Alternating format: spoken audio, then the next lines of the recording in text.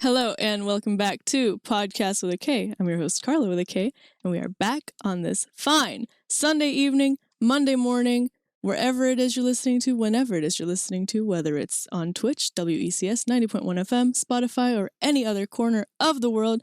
Hola, and thank you for being here. We're back for yet another week because, as I stated last week, I've been thinking, and that only means one thing, and that thing is the podcast. Kind of topical, I suppose, to the time. A little bit of tie back to last week's just kind of general consideration of where we are in the world and as a society and so forth. And, it's kind of fitting for the season. I feel like with the new season comes a lot of new things, new life changes, a lot of how shall I call it? A lot of self-reflecting, a lot of introspection. And I feel like I have been seeing a lot of imposter syndrome happen. Specifically, I saw a post on Facebook in one of the many groups that I am in, of somebody asking for kind of advice on what to do with an opportunity that they'd had recently, because they didn't know if it was the opportunity for them, and saying yes to this opportunity meant having to make some choices in terms of, specialization, but they weren't even sure what they wanted to be doing, and they kind of wanted advice on what to do next. And I thought that was very interesting because that's exactly how I personally have felt in such situations, and according to the comments, how a lot of people felt. And a lot of the comments were along the lines of, oh, no decisions forever. You can say yes now, and if it isn't for you, then, you don't have to do it. You're more than just that one decision that you're going to make, there's so many different things that you could do with your life and with your time. And I was like, you know what? True facts. But what it really comes down to, I guess, is imposter syndrome. And it's been a quiet week, but a week nonetheless. Not necessarily because of imposter syndrome for myself. I've kind of just been in a very nose to the grindstone mentality, just trying to stay afloat. But that specific person's little story kind of had me thinking, and so I responded with, the path that I had taken in life and, what I'm doing now and how I ended up in it. Which, if you ask me, what is it that you're doing now and how did you end up in it? I have no idea. I don't know the answer to either of those things. And I don't think I ever will. And apparently, no one ever does. No one's ever really supposed to. Everyone just kind of does what they need to do to get by, and that's it. Some people luck out and get to do really fun stuff. Other people kind of fight for a dream their whole life. And other people are perfectly content doing whatever it takes to pay the bills and have their hobbies outside of it, and that's the life that they're happy with. And so everyone kind of wants something different out of life. Lucian in chat says this is her looking at grad school and being like, wow, that's too expensive, probably couldn't do it anyways, or what would I even do? And yeah, that's also a different way in which this applies. I personally opted to not go into grad school, not necessarily because of that. I feel like the only way that I'd ever go into grad school is the only way I was ever able to go to school in the first place, which was scholarships and grants. But more so on the aspect of what would I even do? And for me, it's not so much what would I do, it's what would I do with it, I could pick something to specialize in and just be like, all right, this is the career path. I still have all of my hobbies, so I don't really need to find a way to pigeonhole them into work anyway. The thing is, what would I really do with that, You set a career path in stone, and then what? Everything that I've done is very kind of all-encompassing, and so that's kind of how I like it. I pride myself on being a jack of all trades. My schooling was in the jack of all trades major, and all of my job titles are also in the jack of all trades vicinity, right? So that's kind of what I do. And I guess part of it could be attributed to imposter syndrome. But the way that I kind of came to that conclusion was through my New Year's resolution. My New Year's resolution was respectfully to get over myself, which is a harsh kind of like wake up call phrase to me, because I specifically in the anecdote that I have in mind here have usually been of the mindset that you should kind of do what you want in life. And that's not just like in general, like I'm gonna do whatever I want. It's more so like if something's making you unhappy, why are you still doing it? Pick something else, pick something new within reason, right? Like sometimes you have to work in this, sometimes you have to do that. Like that's not what I'm talking about. Those aren't the situations I'm talking about. I'm talking about situations that you can get out of and have an option, right? So like if you're, for example, when I was working as a waitress. It's not that I necessarily want to be a waitress. I just don't want to be in the service industry. There's other ways to make money, if it comes down to like a trade. So, you can work retail, you can work some sort of like labor job. Like, there's options. If I really didn't want to be a waitress and that was my only option, I could have gone into work something else. If I was in school and studying and my grades are really good in math. I don't want to study math. I do not care for math. Why would I do that? Simply don't do that. And then I didn't. But that's kind of just like the experience that I have in life that I can share, right? Like that's the things that I have done that to me felt very significant, but to other people are a Tuesday. Like to me, those kinds of things are big because you're kind of setting that boundary for yourself and you're going after something new. It's not like I went from being a waitress at a Mexican restaurant to being a waitress at a Chinese restaurant. I said, I don't want to waitress anymore. I'm going to find some way to live that doesn't involve that. And then I did it. And then I'm here, right? Same thing with school. I went to public school my whole life. I kind of hopped around between different things I wanted to do within the arts and humanities. And then I went to a STEM-based high school, and every single year, every single semester, every single quarter, my teachers would be like, oh, join Quiz Bowl, do the math team, do the this, do that. I'm like, I do not want to do it because I ambitious little baby tiny me kind of took a liking for physics, found out that it would be very hard for someone like me to get a job in what I wanted to do in physics. And so I was like, why would I spend all of this time doing other math and other science that I don't care for? I wanted to pursue one specific interest. Turns out I can't. So okay, I'll do something else that I do like doing. Dedicated myself to making the talent show happen, directing that whole project, joined debate team instead, started a drama club, joined the art club. I found my way back into the arts, and then the rest is history. The rest. The rest of it happened in 3 years, and then the podcast started the next year, and then in the first season of the podcast, I told you my whole story. That's not what we're here to talk about. What we're here to talk about, before I went on a tangent, was the New Year's resolution. But I wanted to point out, Lucian in chat says that that's exactly why she left culinary, because it blew. And you know what? That's fine. Sometimes you go into something and you think you're going to give it your all and you think that's going to be what you're going to do, and it's not. And so kind of having to make those decisions leads you to end up wondering, where is it you're supposed to be? What is it that you're supposed to be doing? So back to the topic at hand, New Year's resolution.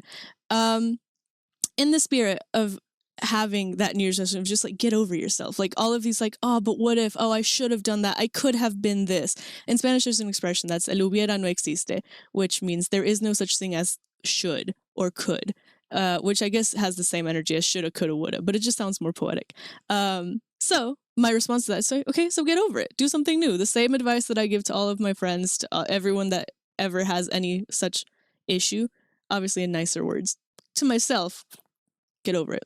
And so I finally decided to bite the bullet and learn Wonderwall on guitar. And I'll tell you why that is a significant decision, which I know it doesn't sound like it, but it is. And here's why, all right?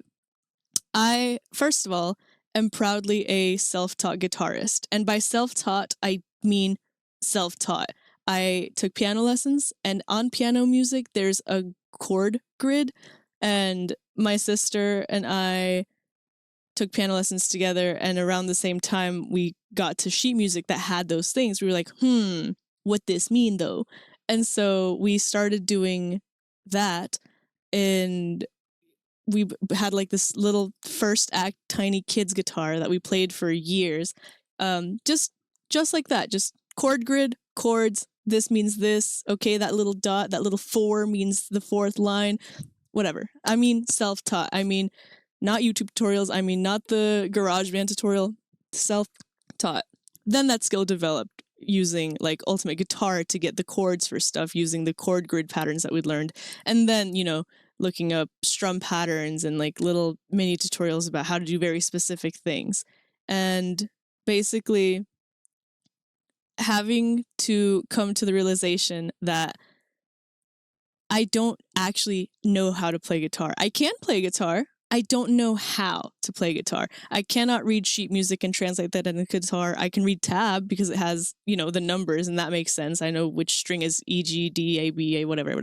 And so like not knowing any guitar theory, not knowing any rudiments, any of that, I came across an ad, and this is January, by the way, obviously, New Year's resolution. I came across an ad from Fender saying if you pay for the lessons, they give you a free guitar. And first of all, I was like, what great marketing, because I feel like if I'd seen a post that said, buy the guitar and we'll give you free lessons, I would have been like, I don't need lessons. I don't need no lessons. Basically, from a marketing standpoint, phenomenal. Great. I'm in. I did the math and I was like, okay, I'd be paying for this guitar and the lessons what I was paying for piano lessons in my youth. And so finally admitted it to myself. I do not know how to play guitar. So I did that. That was step 1. Step 2 was choosing Wonderwall to be the soundtrack for that. Because it's like the easy song that everybody learns. And I was like, well, I'm different and unlike the other guitarists. So I refused to learn it. Like, when I started playing guitar, the internet was not a thing. Once the internet was a thing and everyone had this meme about, anyway, here's Wonderwall, I was like, oh, that song. Yeah, I'm not going to learn it. I don't need to learn it. That's whatever. That's beneath me. Why am I like this? First question to myself. But I think it comes down to a tweet that I saw. Like, dude, I was going to say a few years ago. I was still in high school, so this must have been almost like 10 years ago. In any case, the tweet said, I only care about 2 things: every person on Earth's opinion of me and the crushing psychological weight of being alive. And I resonated with that way too hard. And so with the whole having to accept, like, oh man, I've been playing guitar for all this time and I've like shown people, yeah, I can play guitar. Like, oh man, what if I wasn't good at guitar at all? What if I wasn't good enough? And like, that's when the imposter syndrome hit. And so like I posted a little like TikTok cover explaining this whole thing, saying I was going to learn Wonderwall. It's me playing Wonderwall as I understand it now, just looking up the chords and playing it to what I remembered the strum pattern being. And I said, I'll update it once I put in the time and like, properly learn to play it. And I was working on site and traveling for work for the first few months of the year.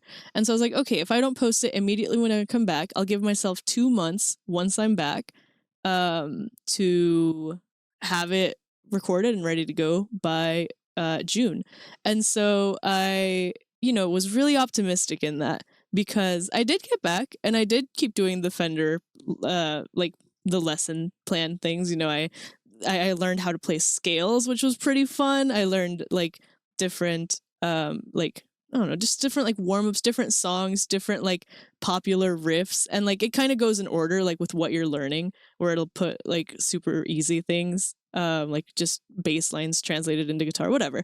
And so in the back of my mind was Wonderwall. And so like at the end of like, insert random practice session here, like, oh man, I forgot I said I was going to practice guitar and learn guitar. I'd pick up Wonderwall, record a little version of it, hate it because it wasn't good enough. And then I would just give up.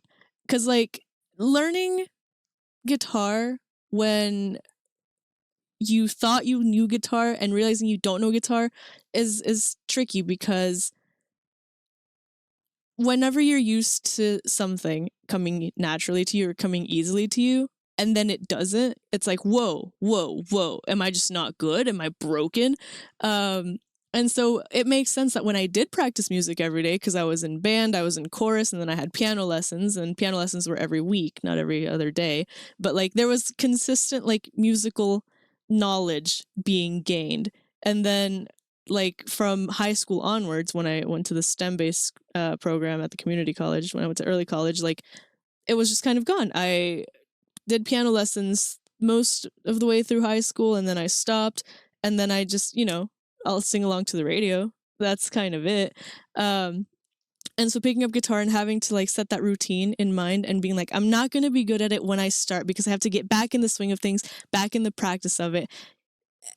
Having to understand that was so hard because for so many years I was used to it coming naturally because I was doing it every single day. It's like lifting weights, right? Like if you lift weights every day and then you take a break, whenever you come back, it's going to feel heavy again because you're not used to that. Your body was like, guess we're not doing that anymore.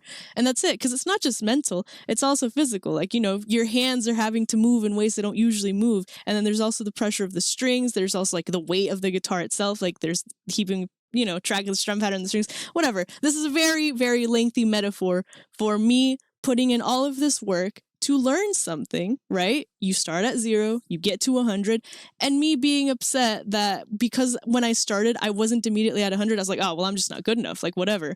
And then being like, no, get over it, get back to it, do it again. Okay, great. I put in a week, record it. Oh man, dude, this still sucks. Maybe I'm just not good at guitar. A month later, oh man, maybe I'm just not good at guitar.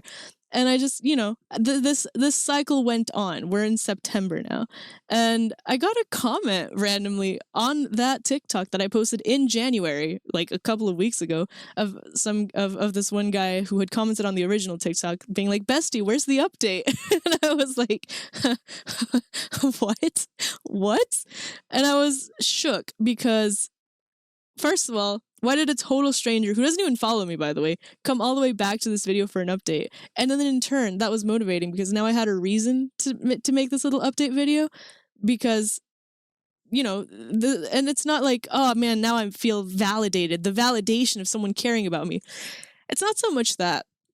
I feel like it's more so, this is a good opportunity to add to my list of 26 things I learned in 26 years. This is a good time to point out like that even the smallest of gestures matter. And that's not to say that like, you should go out of your way to make these small gestures for everyone, but just like that little spark is so major. And like if you're holding back on doing something because no one cares anyway, like me not wanting to do the Wonderwall cover update because no one cares anyway, turns out somebody did. That kid didn't have to come and ask for an update. I'm nobody to him and he's probably nobody to me, right? But if he had been like, why would I comment? She probably doesn't care anyway.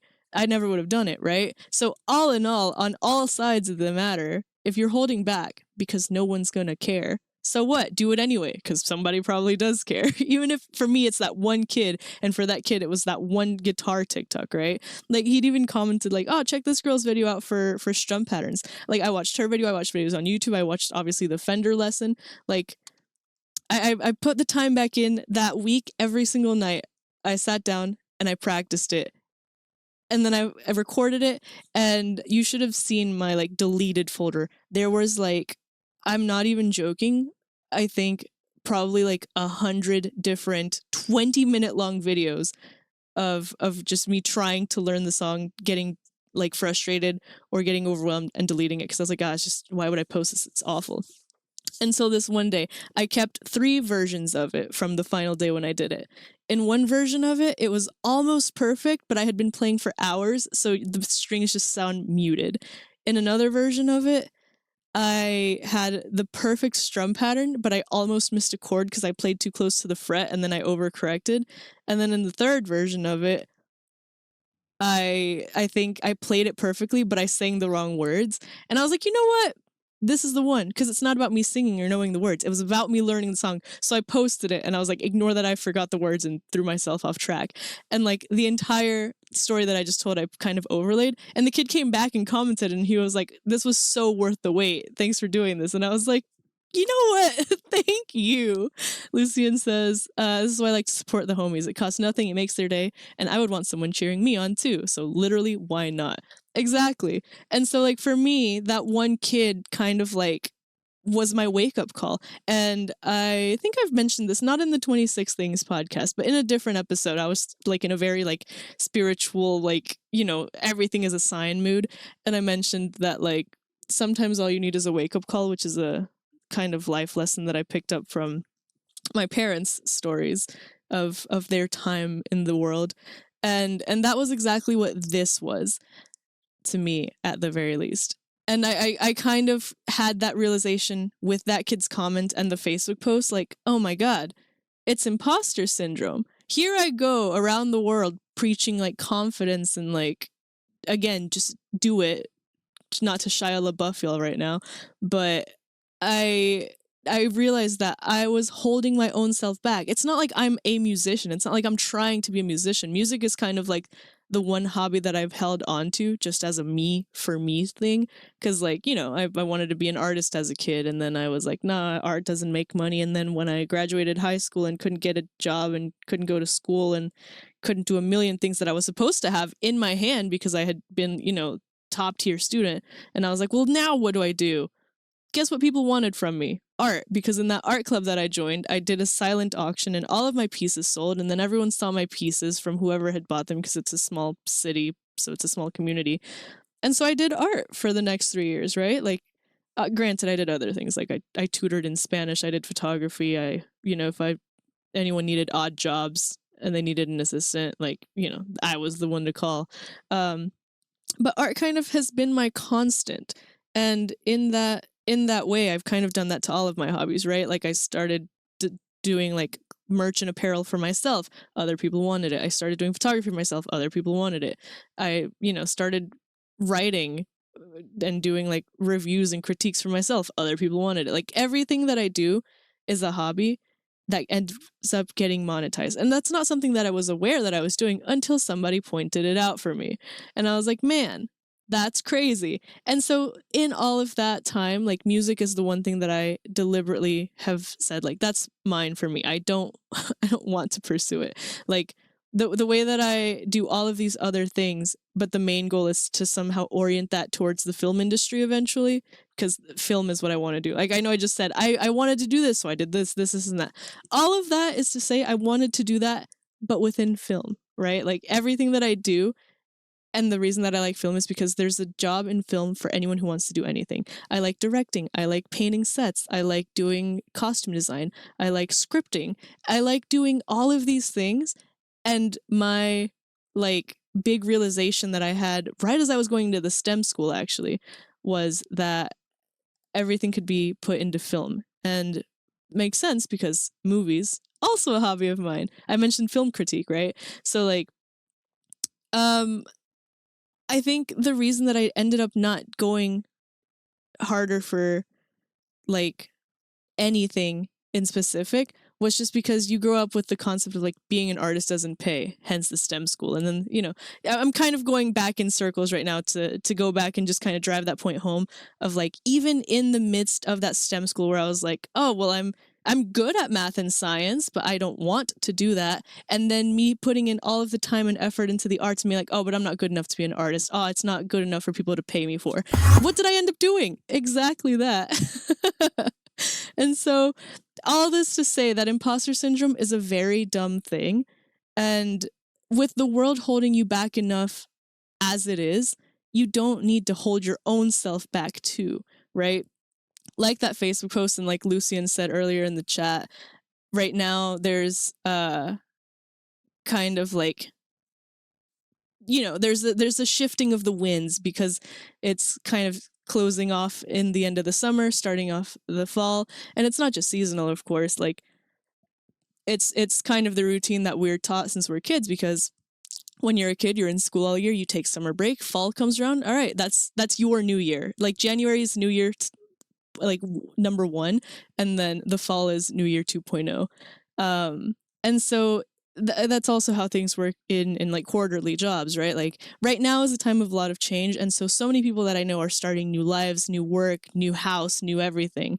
And like there's like brief moment of panic at the start of something new in which there's like a wave of uncertainty, and it's like, oh man, what am I doing? What am I supposed to be doing? Am I supposed to be doing this? What if I'm not supposed to be doing this? What am I supposed to be doing? And it's just like going around in circles.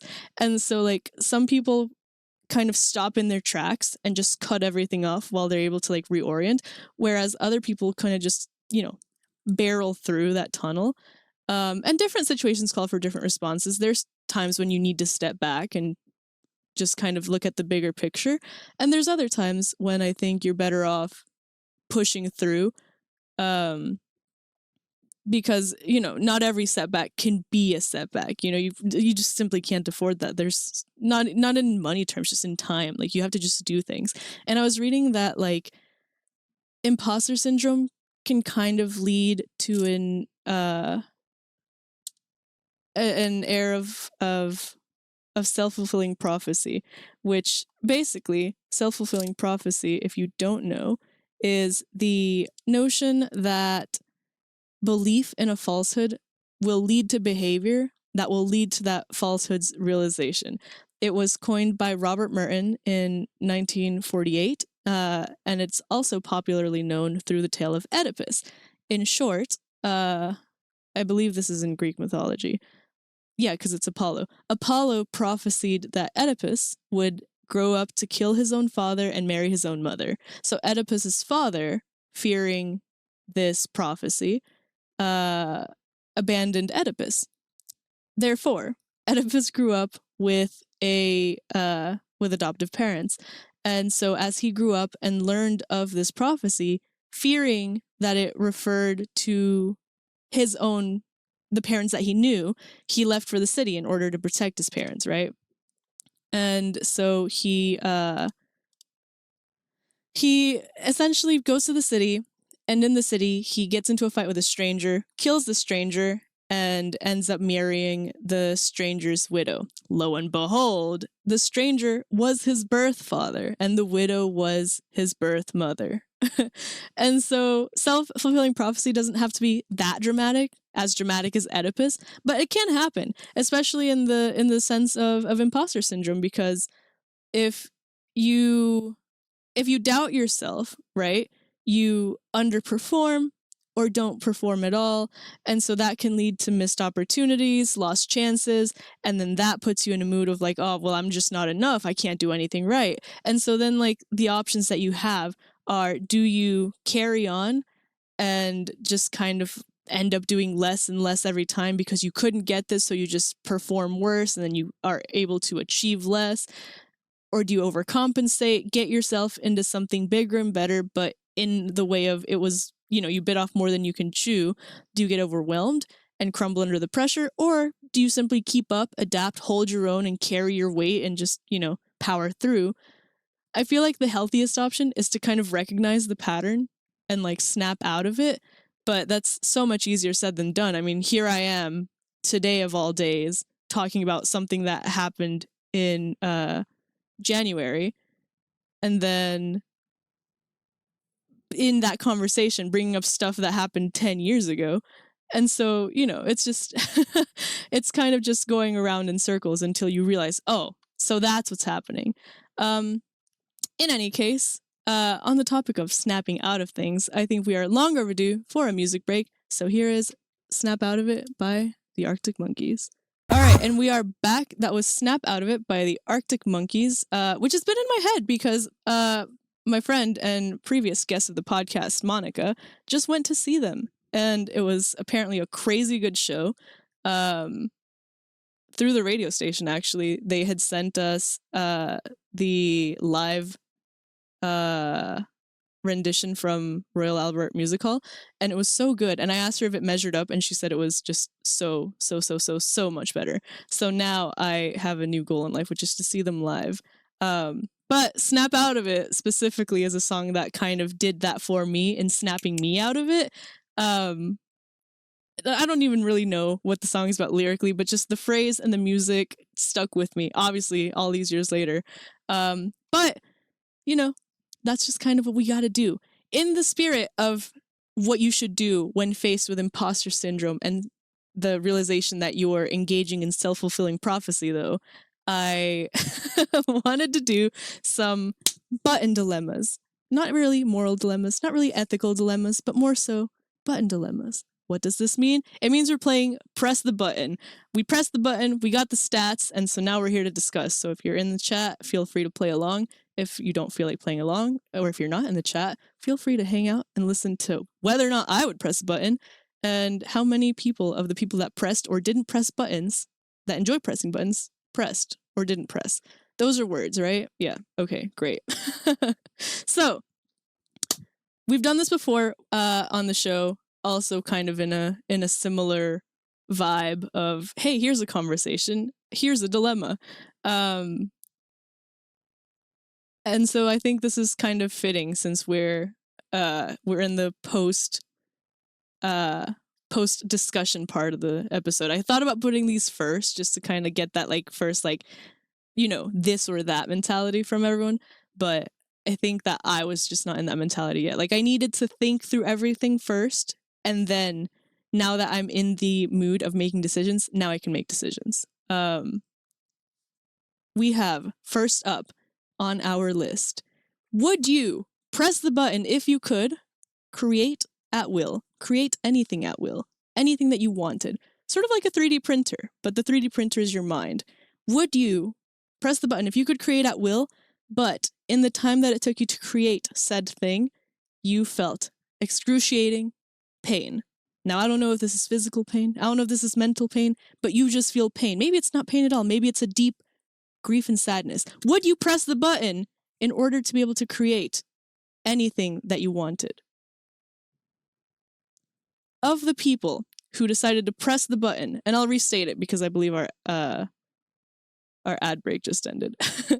If you were faced with the option to press the button if you could create anything at will, but be in pain in the time that it took you to create said item, would you press it? We have a yes from Lucien, a yes from Tuna Boet. We have Lucien said, yeah, I live in 2023. I'm always sad. That's a good point. Abby says that she would press the button. She would poke the button, actually. I think I would as well, you know? Pain, no gain, beauty is pain. All of these teachings have led me to, yeah, why not, right? A moment of pain for the convenience of having the item. And then you don't have to make it. You have the choice of like, oh, I would like, you know, I would like a Roku control, and I can just manifest this right now and be in pain in the time that it takes me. I have to make the choice of, is this Roku control worth the pain? That's my choice, so why not, right? I'm pressing that button. Next dilemma.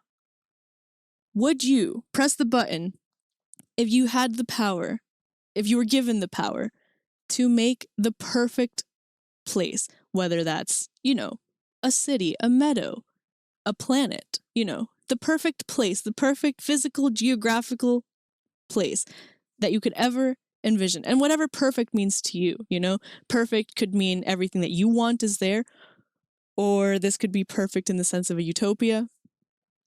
Would you press that button if going there, if you yourself, you know, your perfect planet, if you went to it, the universe would cease to exist? Everyone else can go to it. Everyone else can experience it. But if you go to it, everything ceases to exist. Would you press the button? I am not sure on this one. I think I'm not pressing this button specifically because if I'm creating the perfect planet, but I cannot go to the perfect planet, how will I know that the planet that I created is truly perfect? And perfect for who? You know, who's to say what perfect means? Endless resources? I don't know. We have a yes from Tuna Boat. We have a yes from Lucien. Screw everyone else. Okay. Because this opens a subset of discussion. Say that you do press this button. 55% of people press this button, by the way. So we're kind of seeing those rates appear here as well. If you press this button and you created this perfect planet, going to it means everything stops existing. Would you go to this planet? For simplicity's sake, I'm scrapping the meadow and the state and the city, whatever, planet. Would you go to the planet, or would you let the people of that planet have it? Would you let them live in this perfect world that you created, and just you yourself have to accept that you personally can never go?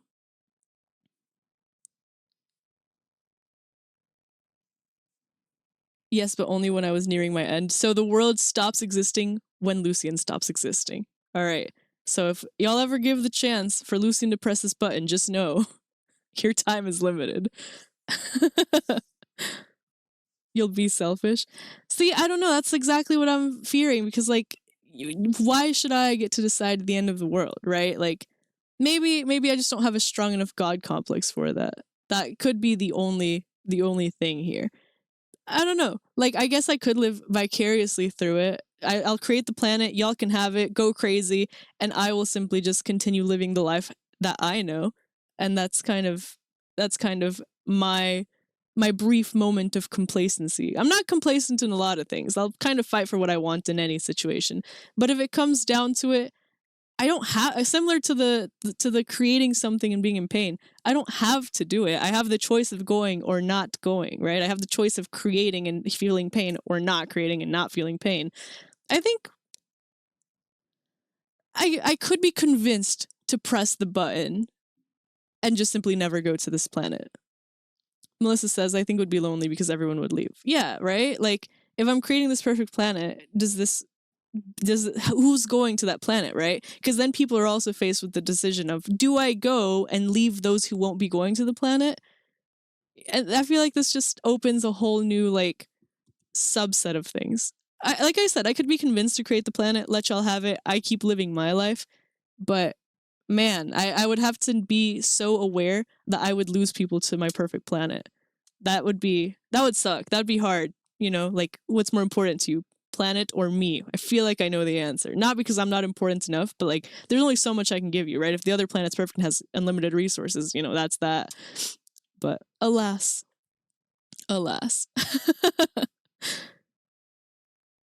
Abby says, You know, this reminds me of the movie Elysium. A little bit, right? You know, perfect planet up there, everyone's suffering down here. I guess not planet, space station, whatever it is. Do I really want to be responsible for Elysium 2.0? I don't know, man. Again, 55% said yes. All right, next up on the list, you have unlimited money to do anything you want with, right? Wrong. Unlimited money. You have access to all of the funds in the world, but you only have limited purchase options. What this means, right? Think of it in the terms of, like, you have all the money in the world, but you can only buy number 2 pencils with it, or you can only buy green food with it, or you can only buy yachts with it. You're not told what your purchase options are until after you accept the deal. Do you press the button? Because if you press that button, you have to trust that the people in your life will be willing to give you everything else that you need, or that you'll be able to acquire everything else without having to pay. Because it's unlimited money in the sense that you have unlimited money to buy that one thing. So you could buy as many yachts as you wanted and never run out of money for specifically yachts. But, like, then what? Then you have a bunch of yachts. I guess you could buy yachts and then trade them off for other things, right? Like, you could barter. Abby says if she had all the money but could never buy Taylor Swift related things, she would simply pass away. Lucian says you could take items that only you could purchase and purchase them and trade them for something else that you wanted. Yeah, Abby, you could trade a yacht for Taylor Swift tickets. Just someone out there has to be willing to accept that trade. All right, we've convinced Tuna Boat to press the button. I think this button is tempting because of the trade system. Do I trust that people would trade with me? Like, I feel like I have enough family and friends that would be able to keep me alive and keep me afloat and barter. But you know what would be the biggest brain way to do this? If it's yachts, right? Because say it's something like bags of soil, then I would have to, like, befriend farmers or florists or something like that, right? Like, I would have to go and find people. I guess that would be my new job, would be finding people who would want to trade for that. That is how you spell yacht, Abby, Y-A-C-H-T. Lucian says there's always a loophole, and I think that's true. You know, that's kind of defeats the point of a dilemma in which you only have 2 choices. But this button's tempting. I personally don't think I'll press it. I'll let somebody else press it. Y'all can have your unlimited yachts and or bags of soil. I'll trade with you though. I'll be one of your suppliers. Next question kind of relevant to the previous topic of what am I doing in life, you get a free pass to work in anything. You can walk up to a film set and be like, I'm the director now. You could walk up to Amazon and be like, I'm the new Jeffrey Bezos. You could go anywhere and do anything and claim any job, with the caveat that, oh, sorry, for the previous button about unlimited money, limited purchase, 44% said they would press that button. So you guys in chat all said yes, but people said no. Anyway, free pass. You can work anywhere. You can work in anything. Caveat is you are at a 99% risk of sustaining a work-related injury once a year. So once a year at your job, there is a overwhelmingly large chance that you will sustain a work-related injury. Do you take that chance? I'm gonna go ahead and say hard pass, because my jobs aren't specifically like dangerous, but I do work with things that could be dangerous. Like, say that I'm painting and say that I fall off a ladder. I don't want to do that. Say that I'm on a film set and say that like a truss falls. I don't want to do that. Say that I'm typing at my computer and I get electrocuted trying to plug it in. I don't want to do that. I think as far as this goes, I might not be pressing this button. Lucian says, too lazy to do anything outside of the routine, so she's gonna pass. Abby says, although she said infinite photo passes. Abby, of course, as you know from previous episode of the show, is a concert photographer. Tunaboat says pass. I think I'm passing on this one, fellas. That was before the catch.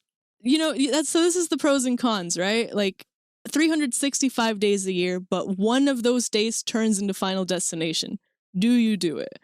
Is that one day worth the risk? I'm gonna say pass, dude. Abby says she'd rather not have a stage fall on her. So this one's interesting. This one had 49% of people say yes. But now I want to ask y'all something. Those of y'all, because turns out everyone said no to this one. But I remember all y'all said yes for creating something at will and dealing with the pain. Why is that? Because this one's interesting to me. I feel like I'd be more apt to accept the momentary pain than live a year in bliss and have one day of risking it all. Because creating everything at pain, it's not necessarily deadly. I mean, unless I decide to create the entire 1-to-1 scale of the Roman Colosseum, right? Like, so long as I'm making like reasonable things, or, you know, in small doses, I think I could handle it. Like, it's the amount of pain you deal with in a day or in a week or in whatever, right? If I'm playing guitar, my fingers are in pain, right? So you're telling me I could either deal with the pain of playing guitar for an hour, or, you know, manifest like I don't know, manifest a motorcycle in an hour. I feel like, you know, if I'm putting an hour of pain in here, why not put an hour of pain in there, right? And it's also, I think what it comes down to is that you have the choice of that pain. Whereas with the free pass to work and anything but sustaining a work-related injury a random day of the year, I think it's the fear of the unknown that really gets people here. I think that's what becomes the determining factor. Is in one hand, you have control. In the other hand, it's at random. It might not happen at all.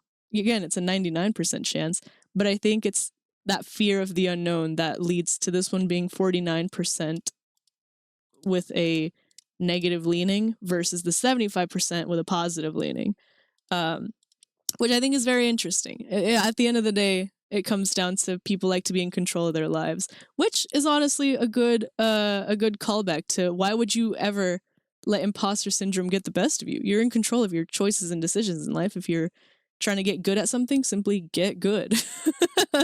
Don't give in to your own self-doubt and negativity. When you can, you have the power to make the choice to be better or to think highly of yourself even, right? Like sometimes it doesn't come down to what you're capable of. It's to what you're able to accept, to the praise that you're able to pay yourself. And that kind of level of self-love, I think, is also important. But yeah, I don't know. Super interesting little statistical comparison there. I don't know why that one was so intriguing to me. I just felt like I expected to see closer answers. But to be fair, for the most part, most of them were 50-50, except for the pain when most people just said yes off the bat. But that one being so 50-50, I thought to be super, super, super, super interesting. Because, you have your dream life and there's a chance that everything goes well. But, I guess it's the guarantee that something will happen, a guaranteed uncertainty. Because even just me sitting here talking, right? How do I know lightning's not going to strike me? And I didn't even press a button to have my dream life. I'm just me. But, I guess you never know. And making the choice to never know is a scary, daunting thing. But as our time draws to a close, I, of course, want to thank everyone for listening, for hanging out. We've weathered through yet another Sunday. And I hope that everyone's weathering through the actual weather storms that have been happening. It's been crazy, like on and off, bright sunshine, heavy rain. And it's just it's a strange time all around, isn't it? But optimistic outlook on life is all it takes. In any case, thank you so much for listening. Again, whether you are listening on Twitch, WECS 90.1 FM, Spotify, whatever corner of the internet you're on, even if you're watching the VOD on YouTube, wherever it is you are, thanks for hanging out with me. We will be back next Sunday for new nonsense, a new guest. In the meantime, I'm Karla with a K for Podcast with a K, signing off. I will leave you with the throwback sounds of Big Shot by Billy Joel, because I think you can be a big shot,